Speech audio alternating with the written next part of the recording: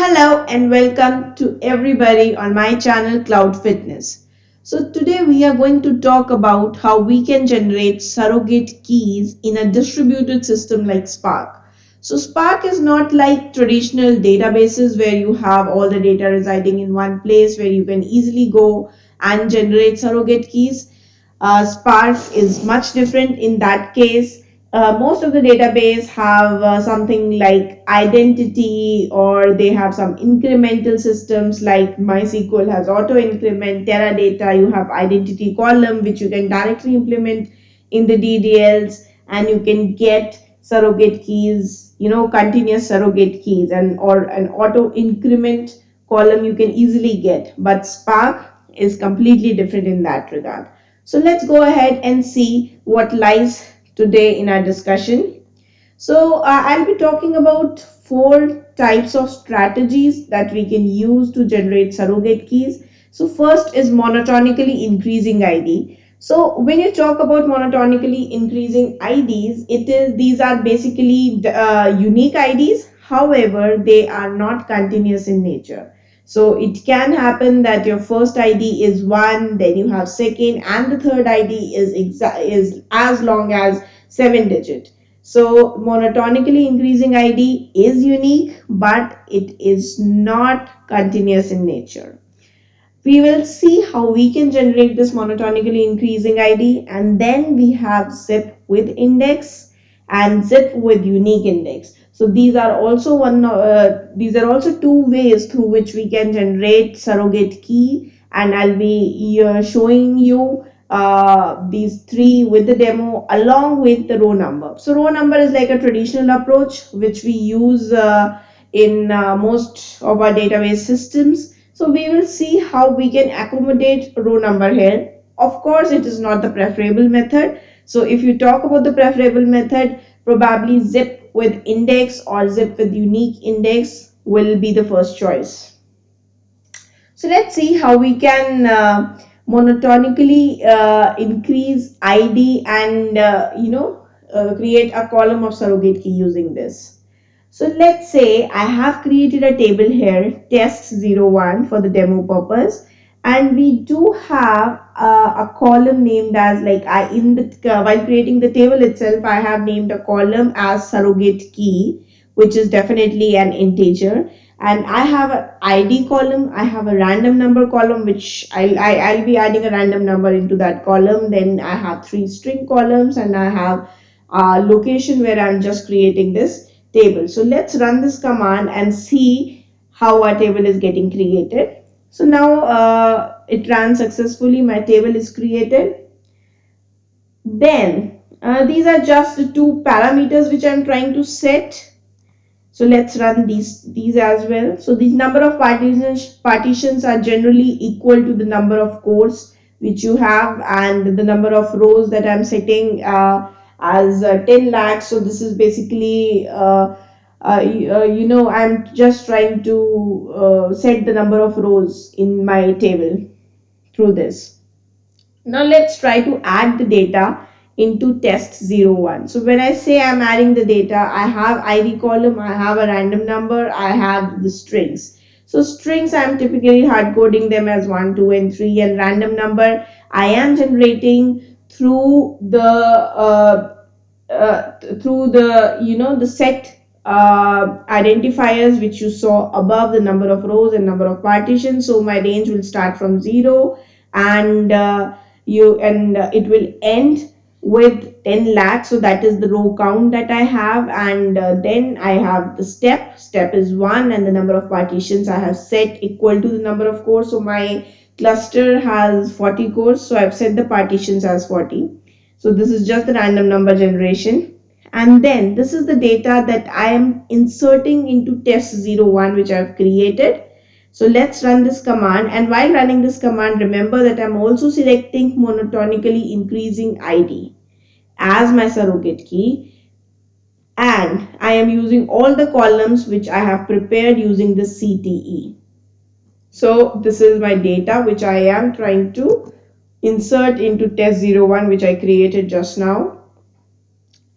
Now, so this command is running, and it ran successfully. Now let's see how the data in test01 looks like. So now, as you can see, this is how my data is loaded. It, yeah. So you have the surrogate key column generated. So this is the monotonically increasing IDs. So you can see here exactly what the length is, how much the range is. So I only have 10 lakhs records, and you can see here, it is probably huge. And then I have a random ID column, and then I have an ID column and a random number which I've generated, and then normal string. So this is just typically for the data insertions. So what we primarily need to focus on is this surrogate key. Now let's see, like I do have this much data in the column surrogate key. Now let's see, like what is the max surrogate key I have in this table. So you can see here, it is huge, right? So although the surrogate key column that has been generated by monotonically increasing ID, this is unique, but you can see the length here. So this is pretty much not compatible enough for us. Also, we need to make sure that the like this is just a check that I'm doing now. I'm just checking whether the count that I actually have of my records and the distinct surrogate keys that I have is actually similar, because that is the primary purpose of having a surrogate key, right? It should be unique. So as you can see here, the count of my records and the count of my distinct surrogate key is similar right now. So let me do one thing. I'll try to run this again, because what I've done right now is I have inserted the data in one batch. Now let's see how this monotonically increasing ID works when I'm inserting a second batch into the same table. So now let's insert the data again. So I'll run this command again. Yeah, so it's done. And then now again I have the data. I have loaded the data again in the same table. Now let's see what is our maximum surrogate key again.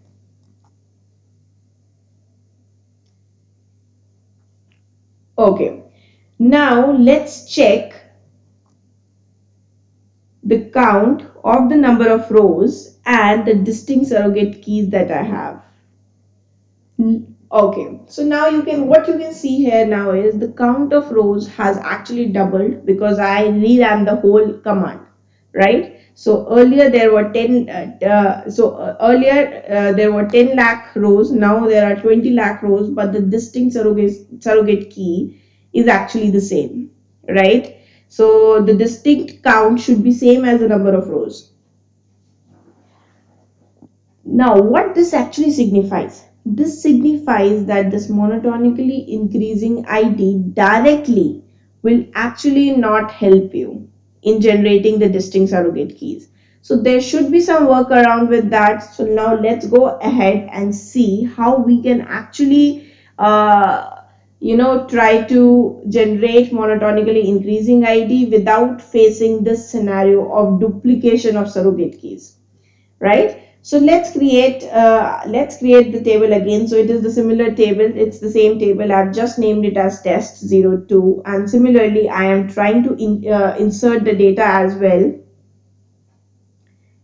in the recently created table test02. I'm just trying to insert the data, and everything is same as I explained earlier. The same command, the same logics to insert the data.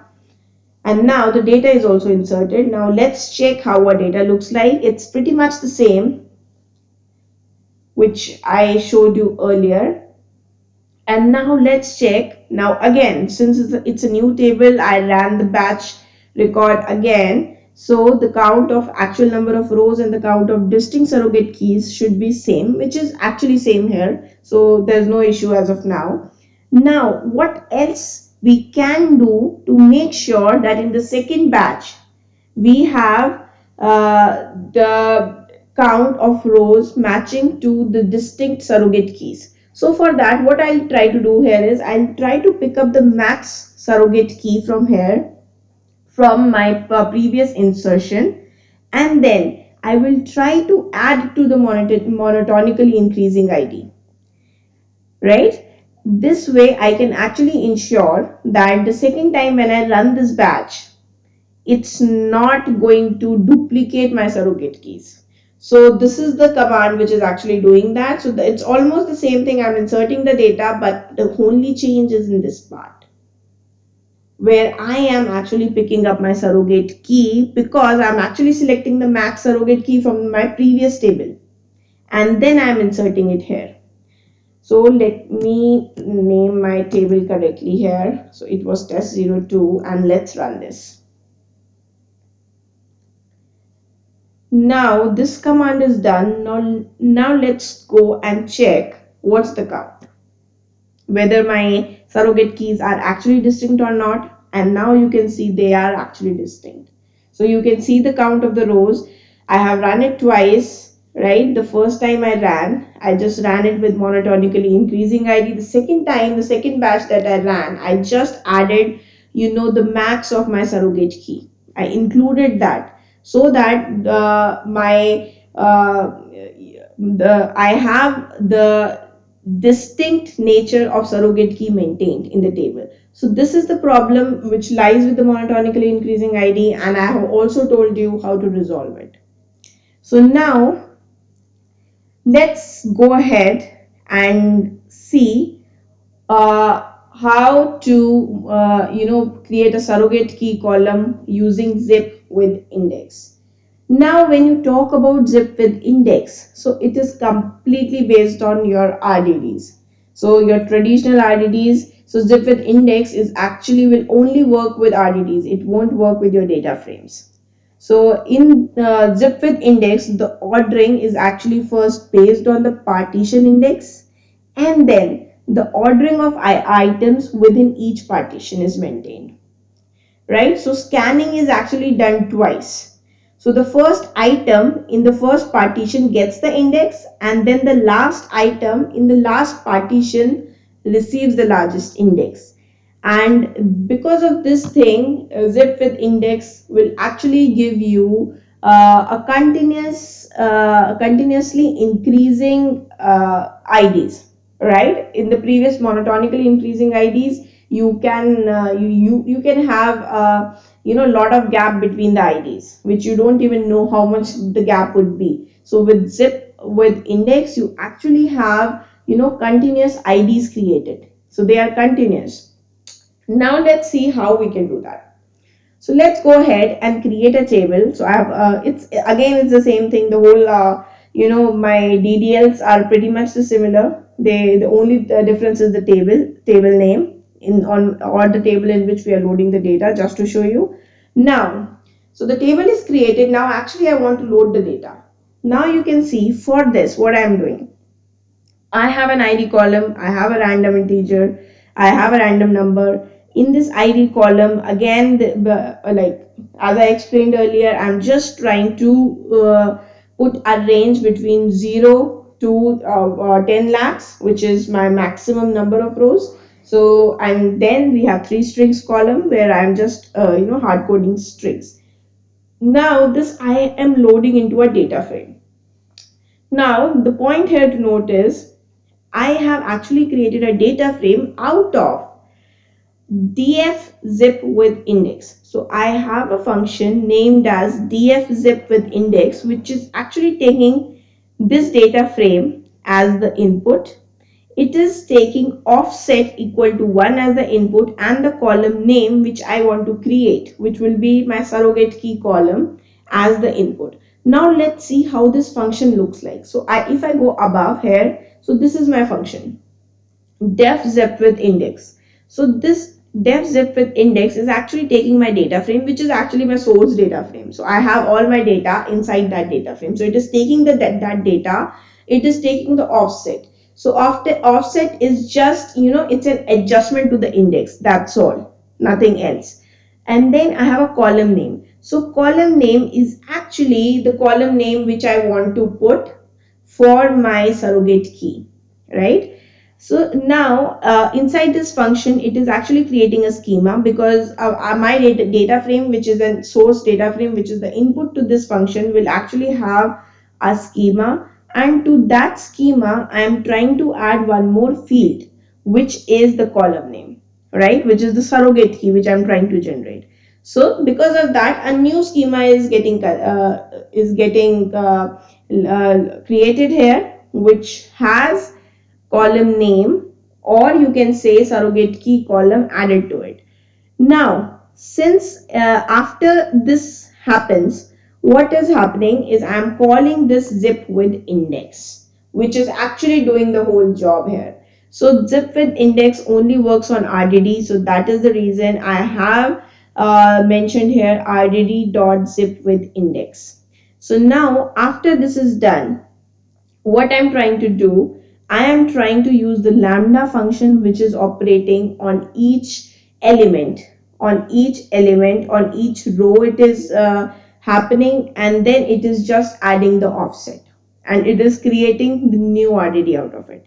Now once the new RDD is created, the return, what this function is returning, it is just creating the data frame out of that RDD.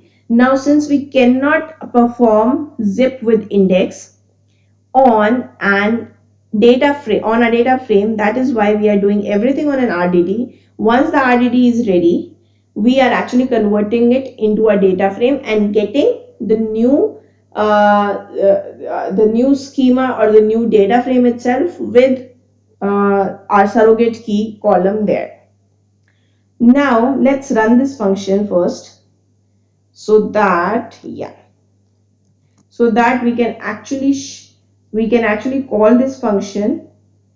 Now if I go to my command 8, where I have actually called this function, let's run this command, because here I am calling this function, which is taking all these parameters as input, and then it is now from this function, what I'm getting a data frame as a output, a data frame with the surrogate key column as the output, and then I am creating a view out of it, and from that view I'm just inserting the records into the table. So let's run this and see how it goes. So now my data frame is created, and most probably even the records are inserted into the table.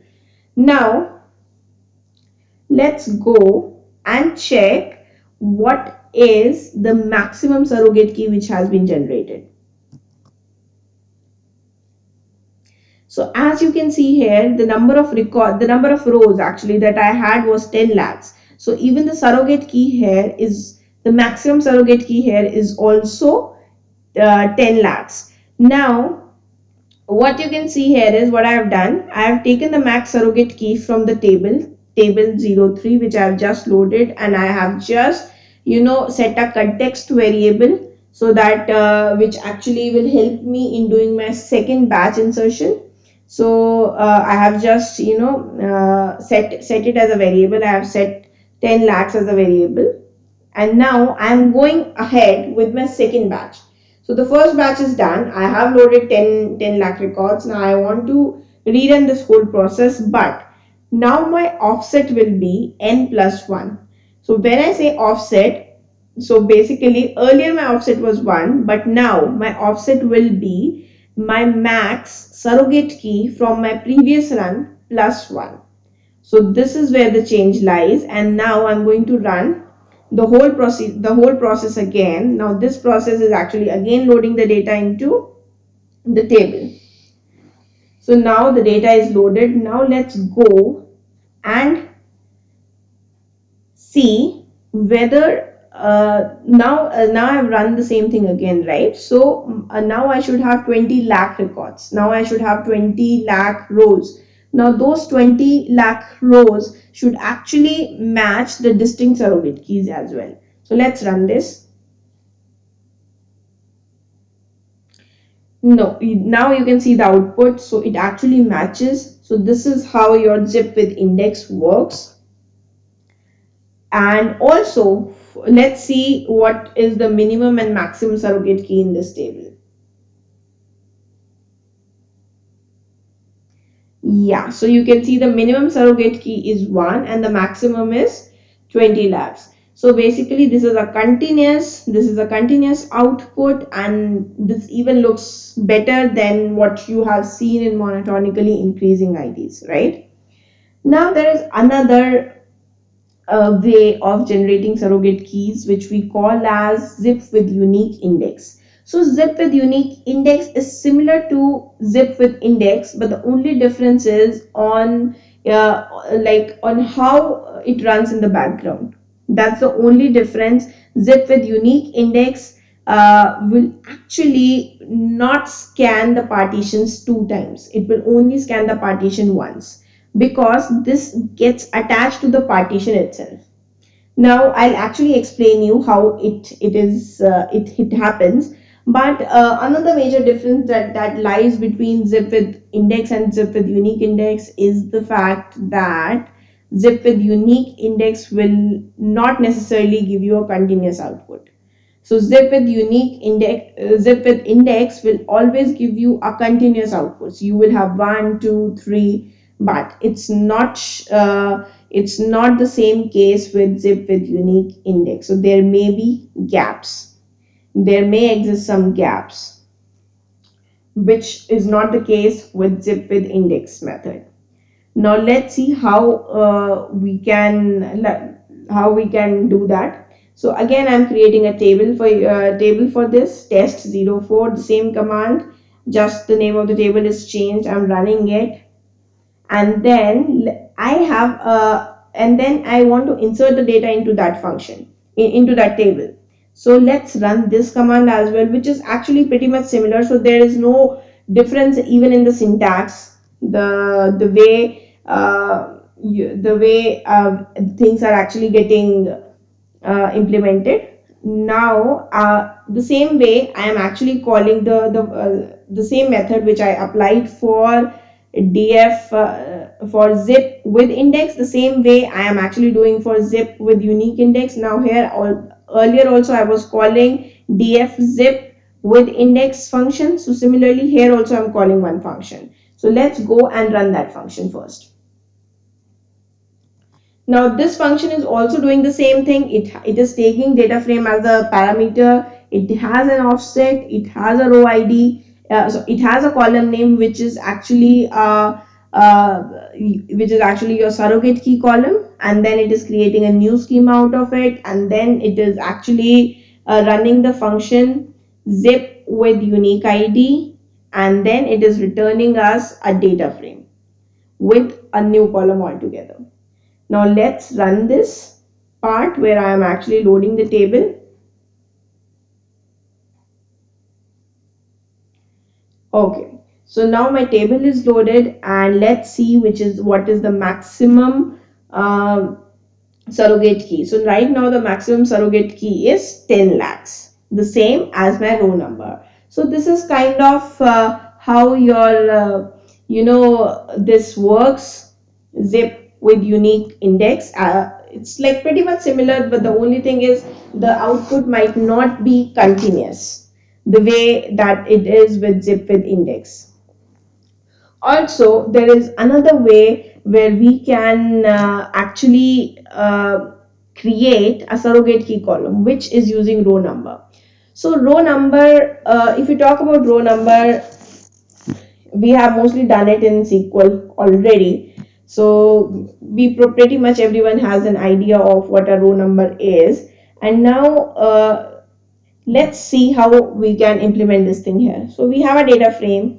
I've just created a sample data frame here where we have a column named as A, and we have a column named as B, and inside that we have the data as apple, grapes, and 2 and 3. Now I'm creating a temp table out of that data frame. The temp table is named as X. Now I'm running this particular select statement, select row number over partition by A. So I'm actually doing partition on A and order by B. Okay, and I am providing it as a rank. So let's see how the output looks like. So as you can see here, the rank is 1 for both the rows. So why this happened actually, right? Because I am doing a partition by A. So that is the reason my rank might repeat. So rank here is actually not a very good way of generating a surrogate key in case you do it through partition. If you do it without partition, then only it can help you out, but there is a back step to that as well. So let's go ahead and first let's run this, where I'm not doing any partition, I'm just doing an order by. So you can see here, since I have not done any partition, so the rank is pretty much continuous. And even if you do order by null, then in that case also, like, you'll get pretty much the continuous output. But what the problem is here, the problem is the whole and soul of Spark, which is the partitions, is not getting utilized here. So the moment you remove partition by here, so see, if you use partition by, then it is not serving your purpose. And the moment you remove partition by, then in that case your whole data will go to one executor. So the moment it goes to one executor, you may have out of memory errors, you may have so you are actually not leveraging the Spark itself. So that is why using this row number is not a very good method of generating surrogate key. So probably, like, I have explained around all the four methods that we discussed in the beginning to generate the surrogate key. So I have talked about monotonically increasing ID, zip with index, zip with unique index, as well as the row number. So let me know in the comment section if you have any doubts related to it, or if you want me to explain it a bit more. Do let me know, and do remember to subscribe to my channel and hit the like icon for this video. Thank you so much.